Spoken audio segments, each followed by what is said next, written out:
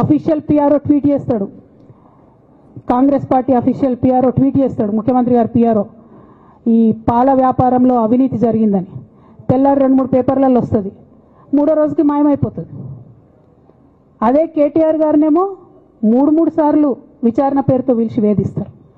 అంటే కేసీఆర్ కుటుంబం నికార్స్గా బరిగీసుకొని కాంగ్రెస్ పార్టీతో రేవంత్ రెడ్డితో కొట్లాడుతున్నాం కాబట్టి మా మీదనేమో కుట్రలు జరుగుతాయి, మా మీదనేమో కేసులు పెడతారు. మీ మాత్రం 1 or 2 days హెడ్లైన్స్ వస్తే తర్వాత న్యూస్ గాయబవుతుంది. ఎన్ని జరగలే చెప్పండి హరీష్ రావు గారి విషయంలో.